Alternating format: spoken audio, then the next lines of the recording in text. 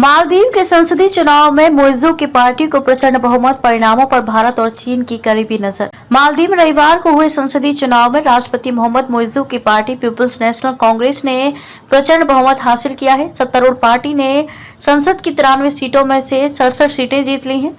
वोटों की गिनती अभी जारी है। बीजिंग समर्थक राष्ट्रपति मुइज्जू के लिए यह चुनाव बहुत महत्वपूर्ण माना जा रहा है। संसदीय चुनाव के परिणाम पर मालदीव में प्रभाव बढ़ाने की कोशिश कर रहे भारत और चीन की करीबी नजर है। संसदीय चुनाव में मुख्य विपक्षी मालदीवियन डेमोक्रेटिक पार्टी को 12 सीटें मिली और निर्दलीय उम्मीदवारों ने 10 सीटें जीती। मालदीव डेवलपमेंट अलायंस और जमहूरी पार्टी को एक-एक सीट मिली है। बीसी पीपल्स मजलिस के लिए मतदान स्थानीय समयानुसार सुबह 8 बजे शुरू हुआ, जो शाम 5:30 बजे तक चला। 5:30 बजे मतदान समाप्त होते ही चुनाव अधिकारियों ने देशभर में मतपेटियों को सील कर दिया।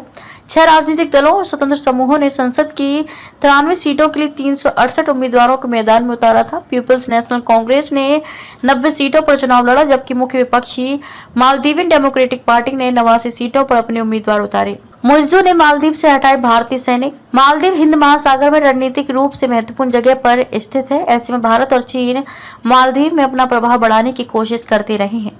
मुइज्जू के राष्ट्रपति बनने के बाद भारत और चीन के बीच प्रतिद्वंदिता बढ़ गई। मुइज्जू ने चीन समर्थक रुख अपनाया और देश के एक द्वीप पर तैनात भारतीय सैनिकों को हटाने का काम किया।